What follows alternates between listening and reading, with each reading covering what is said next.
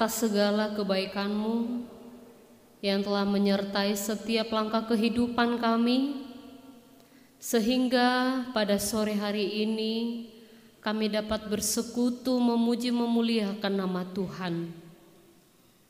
Tuhan, kami akan mendengarkan firman-Mu.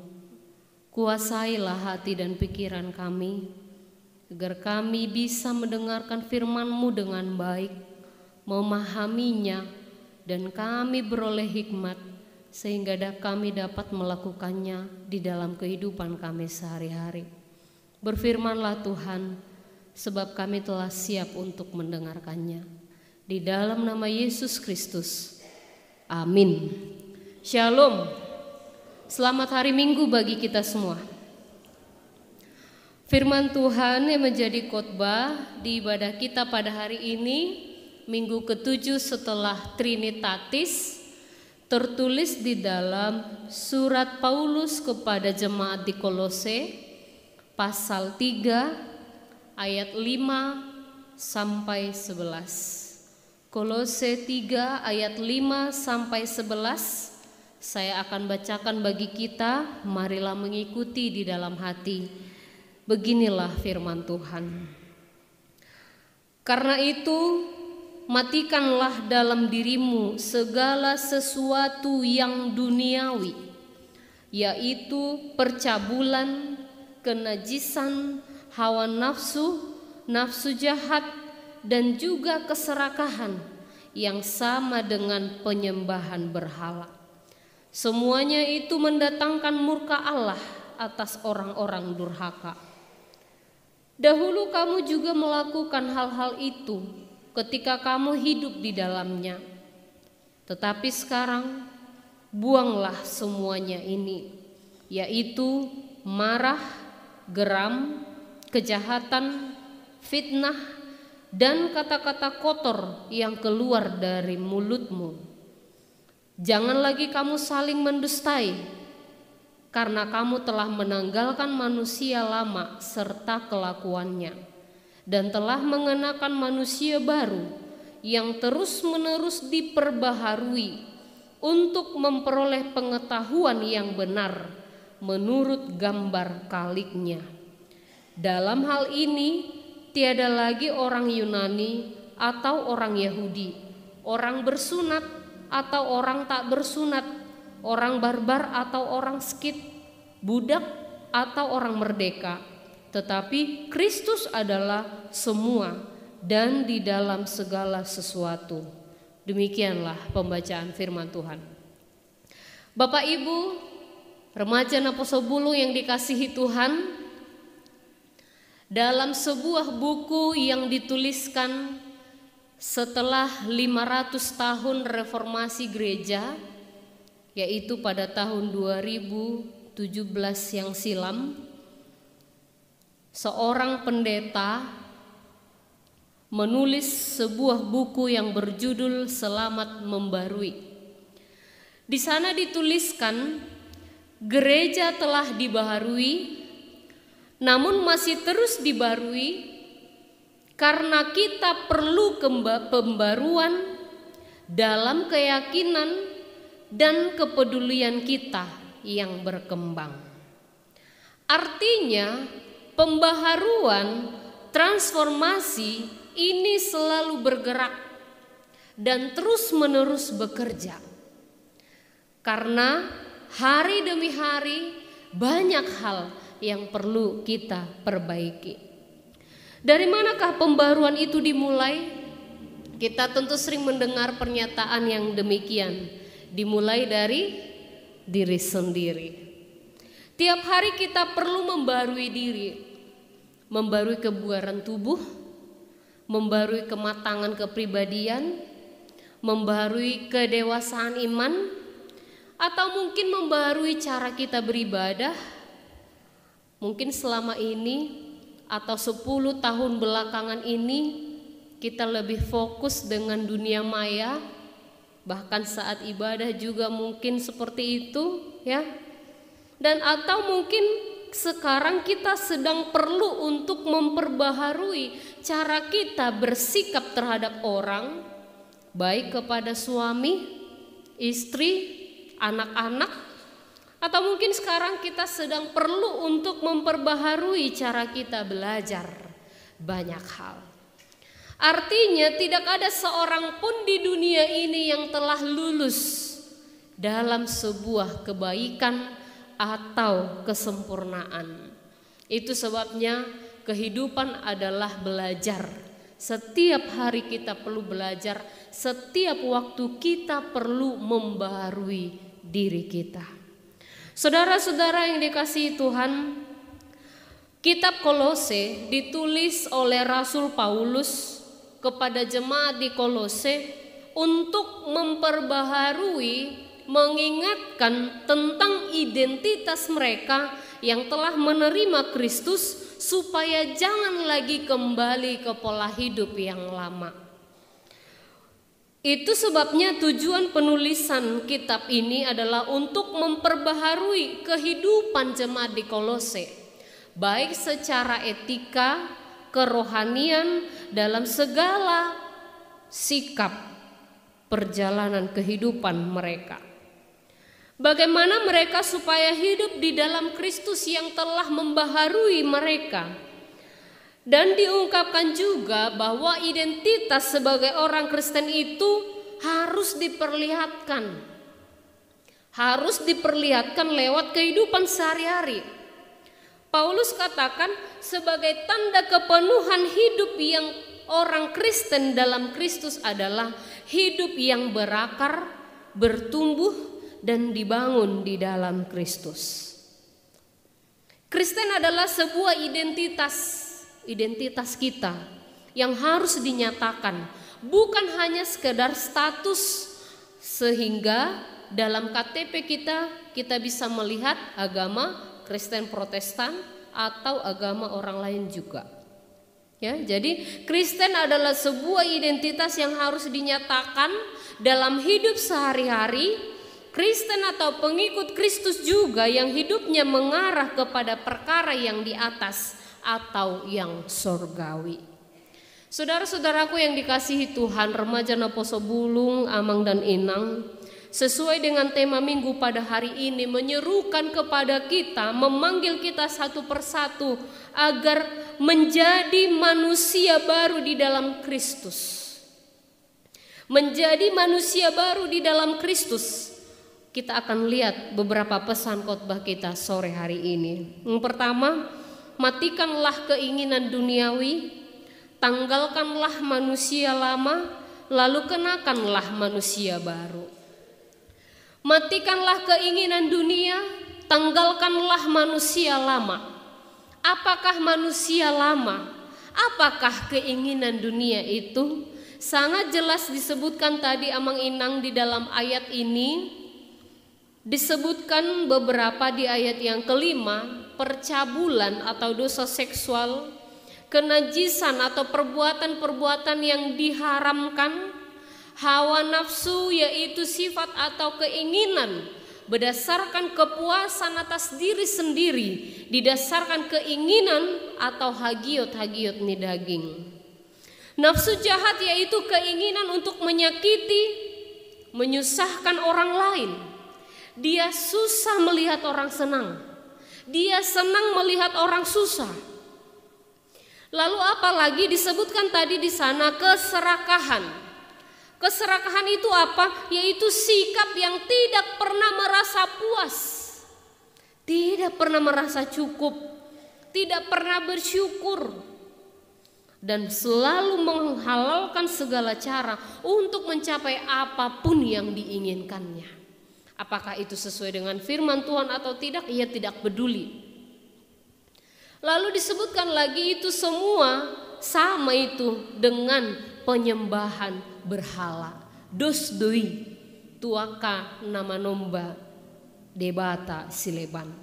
Karena semua itu yang disebutkan tadi mendatangkan murka Allah. Artinya ini yang tidak dikehendaki oleh Allah. Ini manusia lama, ini keinginan-keinginan dunia yang masih merajalela hingga pada saat ini. Saudara yang dikasihi Tuhan, mengapa kita harus mematikan perangai itu? Mengapa sikap-sikap tadi itu harus dimusnahkan? harus dihilangkan, harus dimatikan karena mendatangkan murka Allah. Ya, kita harus garis bawahi ya, perangainya yang harus dimatikan atau ditanggalkan, bukan orangnya ya. Kalau ada kita lihat yang seperti itu, sotung jolmane tapa mate dao alai parangena ido ya. Tanggalkanlah manusia lama, dikatakan lagi di ayat ke-8, yaitu marah, dendam, kebencian yang disimpan di dalam hati, geram, yaitu kemarahan yang meledak tiba-tiba. Tidak ada hujan, tidak ada angin, tiba-tiba marah tanpa sebab. Berarti ada akar pahit di dalam hatinya yang belum dibereskan. Kemana-mana dia bawa beban itu, kemana-mana dia bawa dendam itu, sehingga semua orang bisa menjadi tempat pelampiasannya. Ada pula disebut di ayat ke-8 lagi kejahatan, niat jahat, keinginan untuk merugikan orang lain. Lalu ada lagi yang disebut dengan fitnah, ucapan merendahkan orang lain, bully, menghina, merusak reputasi orang, baik terhadap manusia maupun terhadap Allah. Dan yang terakhir disebutkan kata-kata kotor itu harus ditanggalkan. Kata-kata yang tidak pantas, kata-kata yang cabul, vulgar yang keluar dari mulut, ataupun juga dusta. Itu dikatakan di ayat yang ke-8, kata-kata kotor yang keluar dari mulutmu, yang artinya dosa ini berkaitan juga dengan perkataan. Saudara-saudara yang dikasihi Tuhan, mengapa ini semua harus ditanggalkan? Mengapa ini semua harus dimatikan?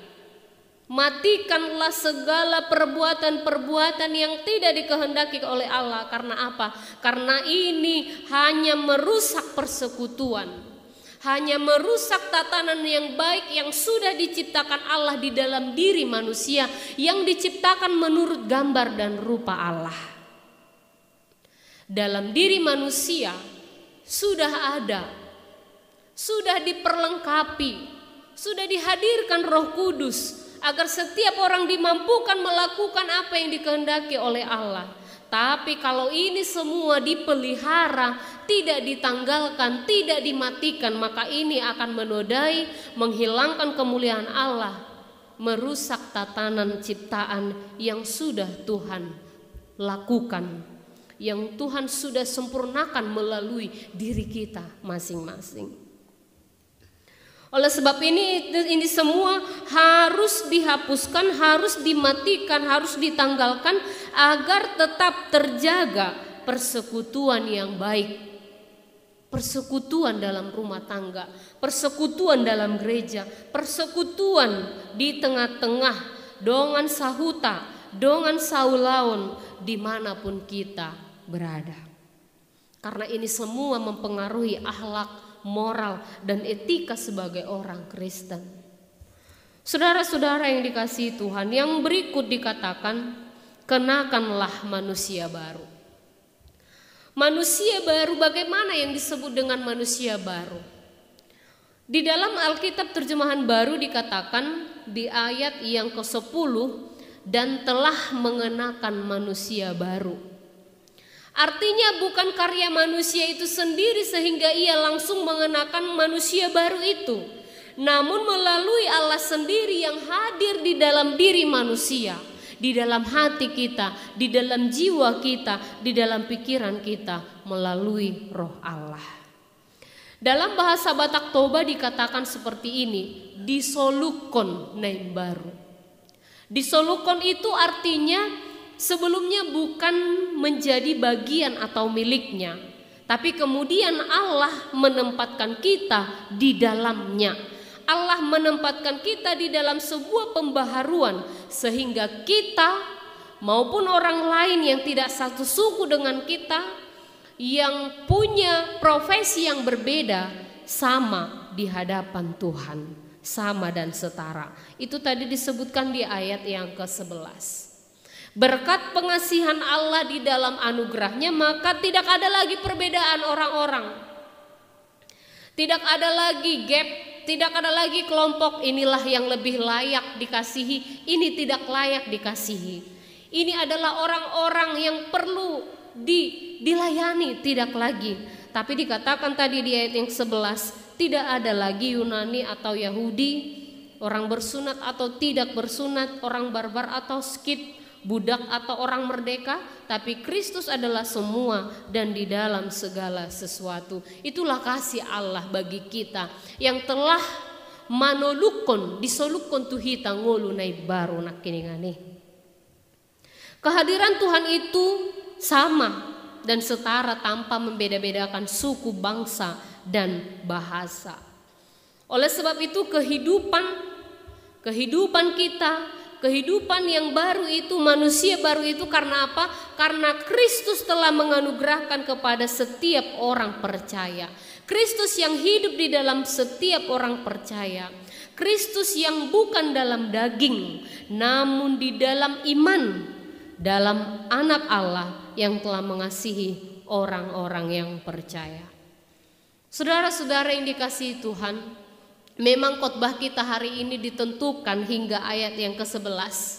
Tapi untuk memahami tentang manusia baru yang disebutkan di dalam kitab Kolose, kita perlu membacanya hingga ayat yang ke-17. Menjadi manusia baru itu secara sederhana dapat kita katakan seperti perubahan kepompong menjadi kupu-kupu. Kepompong atau pupa, ulat, kayaknya tidak ada orang yang atau senang melihatnya. Mungkin banyak yang merasa jijik karena merasa geli. Kupu-kupu akan hinggap di sana di sini untuk memberikan keindahan. Menempati yang indah, yang harum, membantu penyerbukan tanaman sehingga penyerbukan itu pun berhasil.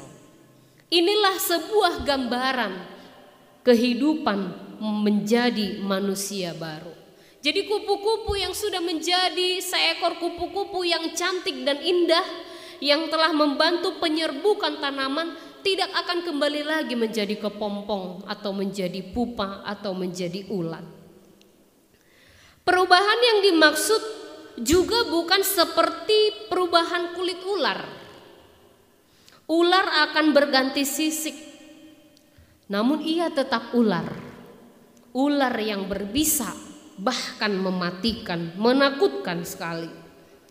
Tetapi menjadi manusia baru yang dimaksud adalah seperti metamorfosis pada kupu-kupu tadi. Itulah gambaran kehidupan kita yang diharapkan melalui khotbah hari ini. Kehadirannya membawa energi yang positif kepada sekelilingnya. Kehadiran kita membawa energi yang positif kepada orang di sekitar kita. Tidak lagi hidup di dalam pola yang lama. Yang lama sudah berlalu, yang baru sudah datang. Tidak lagi pada pola yang lama, baik dalam tutur kata maupun dalam perbuatan sehari-hari. Saudara-saudaraku yang dikasihi Tuhan, menjadi manusia baru, itulah tujuan Allah menciptakan kita di dunia ini. Menjadi manusia baru, itulah yang menjadi tujuan kehadiran kita dimanapun kita berada. Di rumah, di gereja, di tempat kita bekerja, dalam setiap persekutuan, dimanapun kita berada. Nah, tadi Amang Inang, remaja Naposo Bulung, kita tadi sudah dengar apa yang harus ditanggalkan dan apa yang harus melekat pada diri orang Kristen itu. Kita akan lihat, kita bisa baca lanjutan dari ayat ini. Disebutkan menjadi manusia baru, di dalamnya melekat belas kasihan, kemurahan, kerendahan hati, kelemah lembutan dan kesabaran. Ayat 12. Di sana ada kesabaran dan pengampunan, tidak ada dendam, dan jangan ada dusta di antara kita. Ayat 13. Memiliki kasih, ayat 14. Damai sejahtera, ayat 15. Menjadikan firman Tuhan sebagai pelita hidup, sehingga pujian dan syukur senantiasa melimpah dalam hidup. Ayat ke-16. Dan yang terakhir, memusatkan seluruh aktivitas hidup hanya terarah kepada Kristus saja. Nah, jadi kalau kita baca Amang-Inang secara keseluruhan, satu judul perikop manusia baru, janganlah tanggung hingga di ayat yang ke-11 lebih dijelaskan lagi kepada kita bagaimana itu kehidupan, sikap-sikap yang baru. Lebih dalam lagi dijelaskan di ayat yang ke-12 sampai 17. Sebagai orang-orang pilihan Allah yang dikuduskan dan dikasihinya. Bapak Ibu, remaja Naposo Bulung yang dikasihi Tuhan, kitalah orangnya. Kitalah orang yang dikasihi Allah itu. Kitalah orang yang dikuduskan Allah itu. Kitalah orang yang dipilih. Ya, kita adalah orang-orang pilihan. Imamat yang rajani, surat Petrus mengatakan demikian. Jangan lagi ada perbantahan, tapi harus hidup di dalam kesabaran dan pengampunan. Ini adalah nilai-nilai yang harus kita raih. Ini adalah nilai-nilai etika Kristen yang menjadi dasar pola hidup setiap orang yang percaya. Sehingga mereka akan menemukan sesuatu hal yang baru dalam kehidupan rumah tangga, dalam kehidupan gereja, dalam kehidupan bermasyarakat. Bagaimana? Marilah kita bercermin dulu melalui firman ini. Masih adakah dendam di hati kita? Saat ini masih adakah di dalam hati kita menyimpan kesalahan orang? Tunggu suatu saat ya. Amarah ini akan kulampiaskan. Jangan biarkan. Jangan biarkan ada dendam di dalam hati. Jangan biarkan ada iri hati, ada rasa dengki, kecemburuan yang berakibat tidak ada ketenangan di dalam jiwa kita. Biarlah kita melangkah kemana, kita beribadah sekarang, kita berdoa tanpa beban. Lepaskan segala akar pahit yang ada di dalam hatimu. Karena itu tidak mempunyai energi yang positif, tidak membuat kehidupan kita menjadi nyaman dan damai. Itu hanyalah beban. Sama seperti seorang yang membawa beban kemanapun ia pergi. Itulah keberadaan dendam, menyimpan-nyimpan kesalahan orang lain. Tetapi menjadi manusia baru, tidak lagi hidup di dalam pola yang lama, yang sudah mengenal, yang sudah mengetahui apa yang menjadi kehendak Tuhan itulah yang dilakukan, apa yang menjadi kekejian bagi Tuhan itulah yang harus dihindarkan di dalam kehidupan kita. Bapak Ibu jemaat yang dikasihi Tuhan, yang terakhir dari khotbah ini, di ayat 17 dikatakan tadi, kehidupan kita haruslah terpusat, terarah hanya kepada Kristus. Mengapa hanya kepada Kristus? Sedangkan kita setiap hari bersusah payah, setiap hari kita melewati kebiasaan rutinitas yang selalu menyibukkan kita.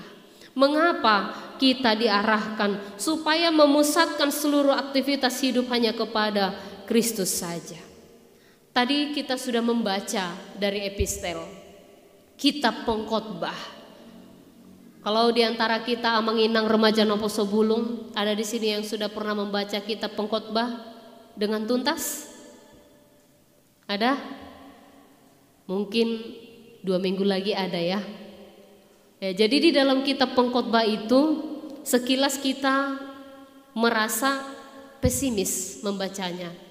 Karena penulis membuat bahasa dari tulisannya seakan-akan apa yang diraih oleh manusia, baik hartanya, baik pekerjaannya setiap hari, baik keluarganya, seakan-akan sia-sia. Ya, tadi apa dikatakan di ayat yang terakhir? Saya akan baca sekali lagi ya. Ayat 14. Aku telah melihat segala perbuatan yang dilakukan orang di bawah matahari. Tetapi lihatlah, segala sesuatu adalah kesia-siaan dan usaha menjaring angin.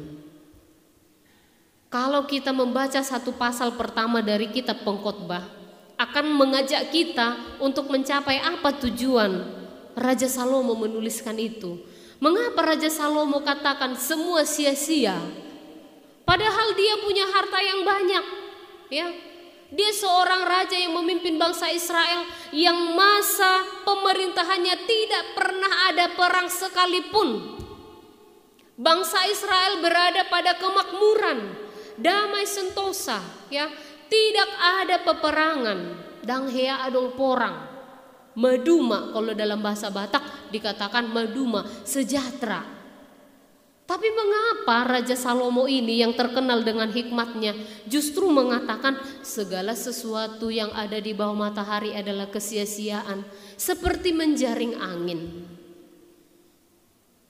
Itu sebabnya tadi saya katakan, apakah sudah ada di sini yang sudah pernah membaca kitab Pengkhotbah sampai tuntas? Mengapa saya tanya? Karena kesimpulannya ada pada pasal terakhir. Di akhir kitab Pengkhotbah, Salomo menuliskan demikian. Saya akan baca dalam terjemahan masa kini. Sesudah semuanya kupertimbangkan, inilah kesimpulan yang kudapatkan. Takutlah kepada Allah dan taatilah segala perintahnya, sebab hanya untuk itulah manusia diciptakan. Allah akan mengadili segala perbuatan kita, yang baik dan yang buruk, bahkan yang tersembunyi juga. Lalu mengapa tadi Kolose mengatakan mengapa harus terarah kepada Kristus saja? Benarlah apa yang dikatakan oleh kitab Pengkhotbah, kalau tanpa Tuhan memang kehidupan kita ini sia-sia. Tanpa campur tangan Tuhan, tanpa berserah penuh kepada Tuhan, tanpa memusatkan seluruh aktivitas kita kepada Kristus, semua kelelahan, kesibukan kita itu akan sia-sia. Oleh sebab itu Bapak Ibu jemaat yang dikasihi Tuhan, dalam kesibukan kita, dalam tanggung jawab kita, dalam segala harapan pencapaian kita, ingat, sertakan Kristus di dalamnya, agar kehidupan kita tidak sia-sia. Raja Salomo melihat segala pencapaiannya di dunia ini yang dirindukan oleh manusia secara duniawi, baik tahta, harta, wanita, tidak menjamin kepuasan baginya. Bahkan terkadang sangat terasa kekosongan dalam hati dan rohani. Makanya agar kehidupan yang sementara ini tidak sia-sia, agar kehidupan kita amanginang tidak sia-sia, kehidupan yang disampaikan oleh nyanyian, hidup ini adalah kesempatan. Jangan sia-siakan waktu yang Tuhan berikan. Itu sebabnya setiap orang percaya haruslah takut akan Allah, berpegang pada perintah-perintahnya, karena ini adalah kewajiban setiap orang. Menjadi manusia baru, melakukan teladan-teladan tadi seperti yang diungkapkan setelah khotbah hari ini ayat 12 sampai 17. Itulah tujuan Allah menciptakan kita, agar tercipta damai sejahtera, agar tercipta kerukunan, agar tercipta etika moral akhlak yang baik, sehingga kehadiran kita mendatangkan energi yang positif, seperti kehadiran kupu-kupu tadi yang membantu penyerbukan, membantu sehingga tatanan kehidupan lebih baik lagi. Amanginang kita sangat berharga. Kita adalah ciptaan yang istimewa. Tuhan tidak menciptakan kita tanpa tujuan. Tuhan menciptakan kita untuk kemuliaan namanya. Amin. Kita berdoa.